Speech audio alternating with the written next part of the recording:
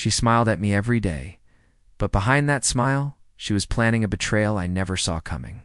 My name is Adrian, and I never imagined that the life I had built with my wife, Ilara, would unravel in ways I could have never predicted. For 6 years, we had been inseparable, and 4 of those years were spent as husband and wife. Outside, everything seemed perfect. We laughed, traveled, and supported each other's dreams. I believed we were partners for life. But sometimes, the most profound betrayals begin with the smallest, almost imperceptible changes. About 6 months. Before everything fell apart, I noticed subtle shifts in Ilara's behavior. She started carrying her phone everywhere, even during the most mundane tasks. At first, I thought it was just work stress, nothing more. But then, she set a password on her phone, a password she had never used before. Soon, she began taking calls in private. Whenever the phone rang, she would step into another room, close the bedroom door, or even step outside the house. If I asked who it was, she would casually reply, "Just a colleague." Her explanations were always vague, but calm, as if rehearsed. At the same time, our conversations started to feel different. What used to be easy and flowing now felt forced.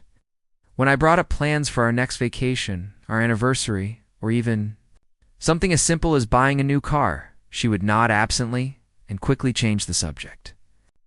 There was a distance in her eyes that hadn't been there before. Then one afternoon, everything began to fall into place. Ilara mentioned she was meeting a friend for coffee downtown. By coincidence, I was running errands nearby and thought it would be nice to surprise her. But when I arrived at the cafe, she wasn't sitting with anyone. She was pacing nervously outside, her phone pressed to her ear. I stayed in the car, observing quietly.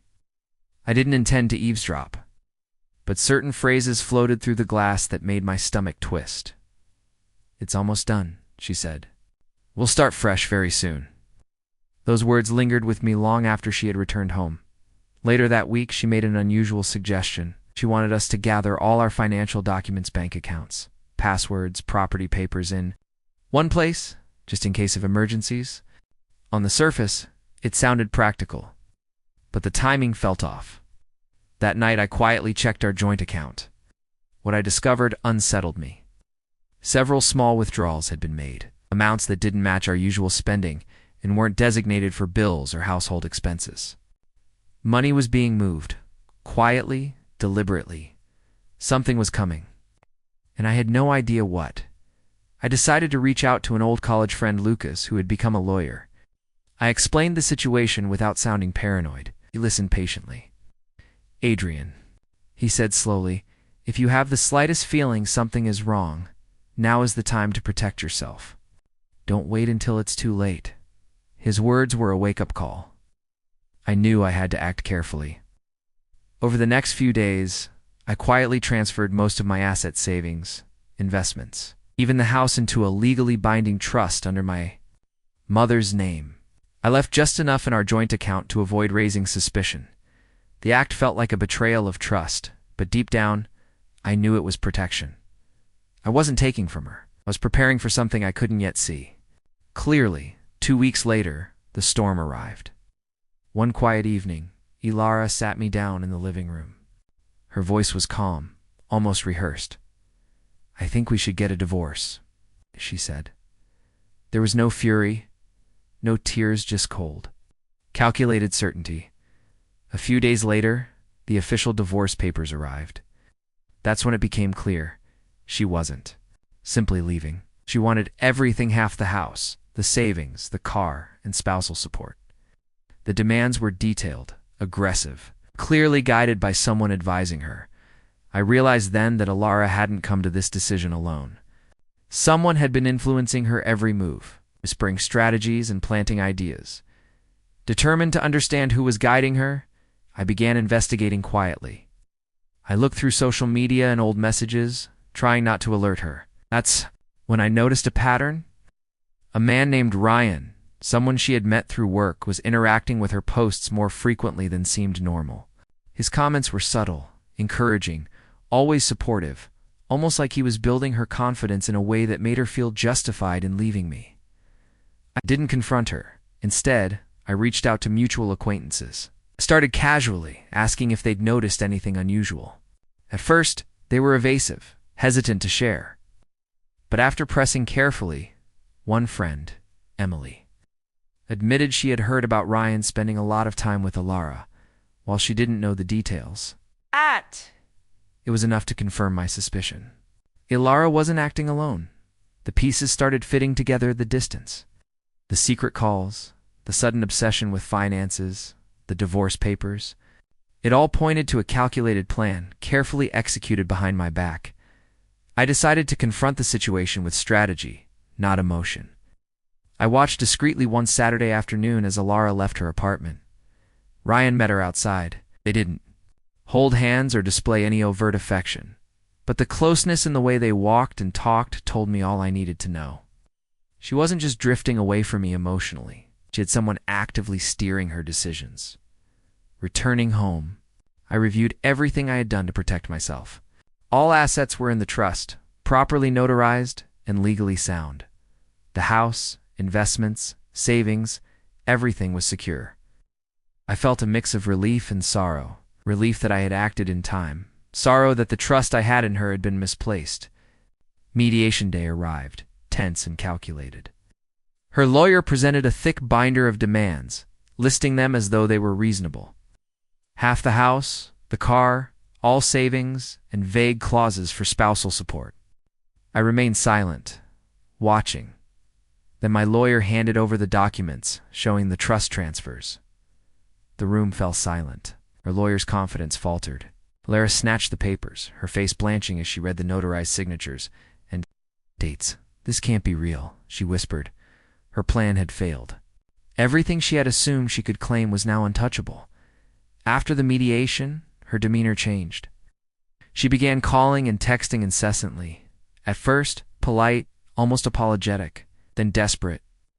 Voicemails alternated between sorrowful pleas and angry accusations. She promised to fix everything, to talk, to compromise, but I couldn't engage. The damage was done, and my peace of mind was non-negotiable. Eventually, the truth began to surface among our friends. The messages she had exchanged with Ryan, showing their calculated plan to secure her financial future through the divorce, circulated. People who had once believed her or stayed neutral began distancing themselves. Even Ryan disappeared once. It became clear there was no personal gain. By the time the divorce was finalized, she walked away with nothing but her personal belongings, and I kept my home, my savings, and something far more valuable, a sense of security and clarity that comes from trusting your instincts and taking action when needed. After the dust settled, life returned to a quiet rhythm.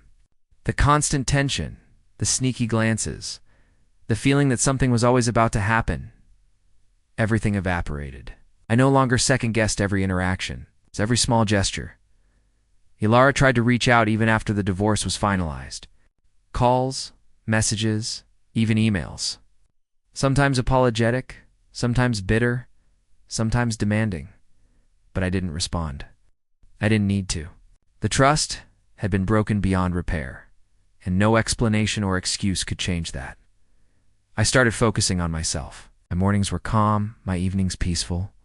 The house felt like mine again, each corner reflecting my choices rather than compromises I had made for someone else. Painting, rearranging furniture, tending to the small details I had ignored while caught in a storm I didn't see coming, it all felt liberating. Friends who had remained neutral now came closer. They saw me clearly, understood the truth about what had happened, and no longer questioned my actions. Some even apologized for not noticing the signs sooner. It was strange, but reassuring. Ryan vanished as quietly as he had appeared. From what I could tell, he never had a role in her life beyond encouraging her ambitions, misguided or not. Their alliance had crumbled when it became clear that her plans couldn't succeed.